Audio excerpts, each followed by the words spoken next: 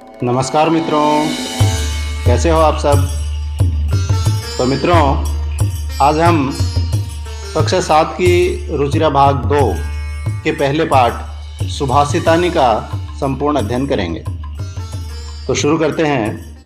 प्रथमः पाठः है अर्थात पहला पाठ सुभाषितानि, जिसका अर्थ है अच्छे वचन या सुंदर वचन। पहला श्लोक है, पृथिव्यां त्रीणि रत्नानि जलमन्नं सुभाषितं मूढैः पाषाणखण्डेषु रत्नसंज्ञा विधीयते। तो इसका हिंदी अर्थ होगा, पृथिव्याम मतलब पृथ्वी पर, त्रीणि रत्नानि 3 रत्न हैं, जलम, अन्नम और सुभाषितम, जल, अन्न और सुंदर वचन। मूढ़हि अर्थात मूर्ख व्यक्तियों के द्वारा, पाषाण खंडेषु पत्थर के टुकड़ों में, रत्न संज्ञा रत्न की संज्ञा, विधीयते अर्थात दी जाती है।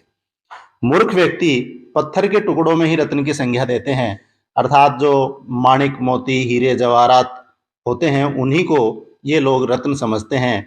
लेकिन वास्तव में पृथ्वी पर 3 ही रत्न हैं, जल, अन्न और सुंदर वचन। अगला श्लोक है, सत्येन धार्यते पृथ्वी सत्येन तपते रविः सत्येन वाति वायुश्च सर्वं सत्ये प्रतिष्ठितम्। इसका हिंदी अर्थ है, सत्य के द्वारा ही पृथ्वी धारण करती है, अर्थात पृथ्वी ने हमें सत्य के द्वारा ही धारण कर रखा है। हम पृथ्वी पर सत्य के द्वारा ही टिके हुए हैं।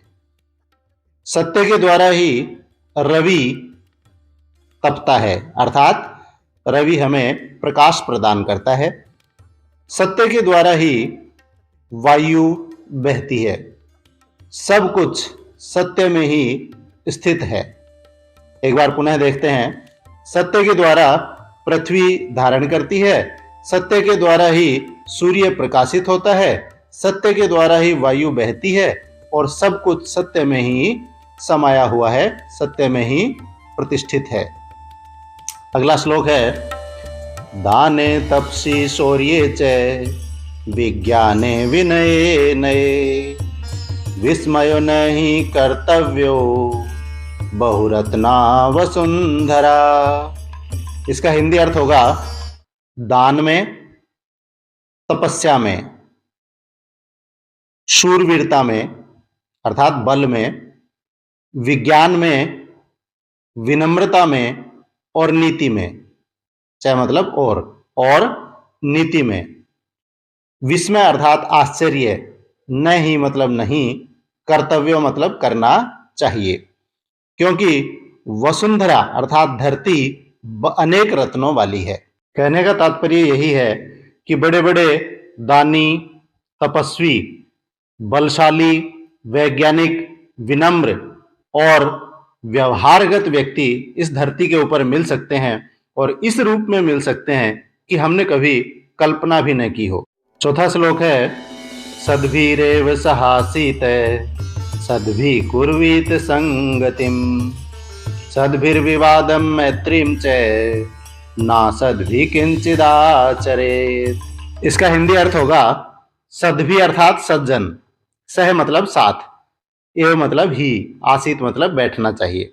सज्जनों के साथ ही बैठना चाहिए, सज्जनों के साथ ही संगति कुर्वीत करनी चाहिए, सज्जनों के साथ ही विवाद और मित्रता करनी चाहिए। विवाद इसलिए कि यदि हम सज्जनों के साथ झगड़ा भी करेंगे तो उसमें भी हमें कुछ सीखने को मिलेगा, और मित्रता भी उन्हीं के साथ करनी चाहिए। न असद्भि अर्थात दुर्जनों के साथ, न मतलब नहीं, किंचित मतलब कुछ भी, आचरित मतलब व्यवहार करना चाहिए। दुर्जनों के साथ कुछ भी व्यवहार नहीं करना चाहिए, अर्थात दुर्जन व्यक्ति से दूर ही रहना चाहिए। जो कार्य भी करें सज्जनों के साथ ही करें, यहां तक कि झगड़ा भी करना हो तो भी उनके साथ ही करें, ताकि कुछ सीखने को मिले। अगला श्लोक है, धन धान्य प्रियोगेषु विद्यायाः संग्रहेषु च आहारे व्यवहारे च त्यक्त लज्जः सुखी भवेत्। हिंदी अर्थ होगा, धन धान्य के प्रयोग में, विद्या के संग्रह में, च मतलब और विद्या के संग्रह में अर्थात विद्या अर्जन करने में, विद्या को ग्रहण करने में, इकट्ठा करने में, आहारे मतलब भोजन करने में, और व्यवहारे मतलब आचरण में। त्यक्त लज्जा है, लज्जा को त्याग देने वाला, सुखी भवेत, सुखी होता है। कहने का तात्पर्य यही है कि यदि हम किसी से लेन देन करें, चाहे वो धन का हो चाहे अनाज का हो, विद्या को संग्रह करें अर्थात विद्या अर्जन करें, हम पढ़ाई करें, या फिर हम भोजन करें, या फिर किसी के साथ कोई व्यवहारगत, जैसे किसी के चरण छूना, किसी का अभिनंदन करना, ये सब कार्य करें, तो इन कार्यों में हमें शर्म को छोड़ देना चाहिए अर्थात इन सभी कामों में कोई शर्म नहीं करनी चाहिए, और शर्म न करने वाला व्यक्ति ही सुखी होता है। अगला श्लोक है, क्षमा वशीकृतिर्लोके क्षमया किम न साध्यते शांति खड्गः करे यस्य किम करिष्यति दुर्जनः। इसका हिंदी अर्थ है, लोके अर्थात संसार में, क्षमा वशीकृति अर्थात वशीकरण है, अर्थात इस संसार में क्षमा एक वशीकरण की तरह है। जैसे किसी को वश में कर लेते हैं, तो क्षमा से हम किसी को भी वश में कर सकते हैं। क्षमया अर्थात क्षमा के द्वारा किम क्या, न नहीं, साध्यते सिद्ध होता है, अर्थात क्षमा से सब कुछ सिद्ध हो सकता है। शांति खड्ग है, शांति रूपी तलवार, करे हाथ में, यस्य जिसके हाथ में शांति रूपी तलवार है, किम क्या, करिष्यति करेगा, दुर्जन अर्थात दुष्ट व्यक्ति, तो दुष्ट व्यक्ति भी क्या करेगा, अर्थात यदि शांति रूपी तलवार हमारे हाथ में है तो दुष्ट व्यक्ति भी हमारा कुछ बिगाड़ नहीं सकता है। अर्थात जब भी झगड़ा हो या कोई किसी भी प्रकार का कोई विवाद हो तो हमें शांति धारण कर लेनी चाहिए, फिर दुर्जन व्यक्ति, दुष्ट व्यक्ति भी हमारा कुछ बिगाड़ नहीं पाएगा। अब क्षमा को वशीकरण क्यों कहा गया है, तो देखिए वो भी मैं आपको समझाता हूँ कि मान लीजिए हमारे घर में या विद्यालय में हमसे कोई गलती हो जाती है, और उस गलती के लिए जब हमसे पूछा जाता है तो हम कहते हैं कि हाँ ये गलती हमसे हुई है, इसके लिए मैं क्षमा प्रार्थी हूँ, ऐसा यदि हम कह देते हैं तो निश्चय ही सामने वाला व्यक्ति पिघल जाता है और हमें क्षमा कर देता है। इसी के विपरीत यदि हम उस बात पर अड़ जाते हैं तो सामने वाला भी क्रोधित हो जाता है और फिर झगड़े की स्थिति बन जाती है। इसीलिए क्षमा को वशीकरण कहा गया है। अब अभ्यास देखते हैं। पहला प्रश्न है, सर्वान् श्लोकान् सस्वरम गायत, सभी श्लोकों को स्वर के साथ गाइए, तो ये हमने कर ही लिया है।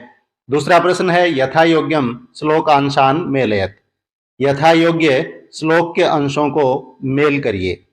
तो पहला है, धन धान्य प्रयोगेषु, इसके साथ विद्यायाः संग्रहेषु च का मेल हो जाएगा। विस्मयो न हि कर्तव्य बहुरत्ना वसुंधरा हो जाएगा। सत्येन धार्यते पृथ्वी सत्येन तपते रविः, सद्भिर्विवादं मैत्रीं च ना सद्भि किंचिद आचरेत, आहारे व्यवहारे च त्यक्त लज्जः सुखी भवेत। अगला प्रश्न है, एक पदेन उत्तरत, एक पद में उत्तर दीजिए। कहेगा, पृथिव्याम कति रत्नानि, पृथ्वी पर कितने रत्न हैं?